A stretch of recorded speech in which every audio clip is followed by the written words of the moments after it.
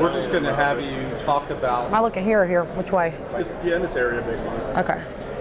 So you're going to look back this way, and you're just going to talk about the progression of athletic director membership across the state and how that's changed from 25 years ago, what it looked like, to what it is now.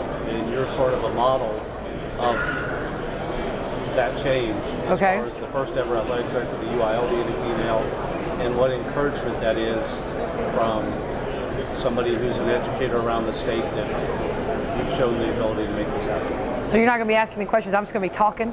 Well, I mean, I can ask you a question. We can make that a question. Okay. So talk. So you might need to throw in a couple questions, you know what I mean? Okay, so I can talk now. Okay.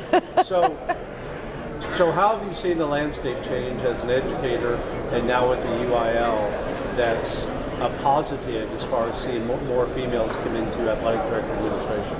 Well, I mean, I guess I'm proof positive that women are in roles as athletic directors in this state, and I've been very adamant about I don't want that to be a platform for any woman at all. I think what's happened is the landscape of athletics has changed, and it was traditionally the football coach was the athletic director, and to be honest with you, that was a great model too, but it's evolved because other sports have evolved, and the offerings of sports have increased across the state in schools, what kids have options to participate in, and it became where you just needed a great leader in there that had maybe served as a coach to become an athletic director, and I came along at the right time, where that glass ceiling that everybody talks about, it's pretty much is broken, because you have, not only do you have females in these roles, you also have non-football coaches, you have basketball coaches, you have golf coaches, you have soccer coaches that are athletic directors. It's all changed quite a bit in the past 25 years. So what's your encouragement to fellow, whether it's a female educator or somebody who could be a softball coach or whatever it is, about encouragement and a path to become an athletic director? What are some of the things they come to you and ask about? You get this question a lot. What do I need to do to become an athletic director? And everybody has a different model. Everybody has a different belief. I do think that you have to have coached. I think that's important because you're going to be leading coaches, and you need to have walked in their shoes. One thing, a little bit different probably idea that comes from me is I do think it's really important that you get your education, your master's degree.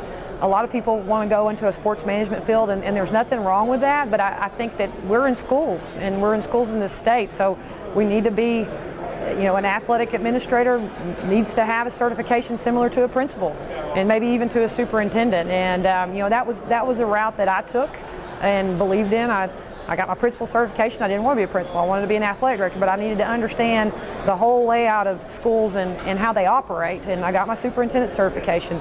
I think the more that you're in tune with schools and how they function from curriculum to extracurriculars, the better that you are, the better you serve your athletic community. Did anybody tell you that your goal of being an athletic director was an unrealistic one when you may have shared that? Did anyone tell me that? If I had a dime for every time somebody told me, you probably won't be able to be an athletic director, it's not, and two things. One was I was a female, and the second thing, I wasn't a football coach. And it's just like anything else when you're in athletics. You don't listen to the negatives. You just push towards the positives. And I had a lot of people though that supported on the flip side of that, said you will be a great athletic administrator, and you will be an athletic director. And those are the ones you listen to. Those are the ones that are your mentors. Those are the ones that served you great in your career. And finally, how about the certification of TAC that they're starting at this conference, about how that could benefit somebody who wants to become an athletic director? Could be male or female, but somebody who might be a softball coach now, or they're a baseball coach, or even an assistant football coach, about starting that 24-class cycle.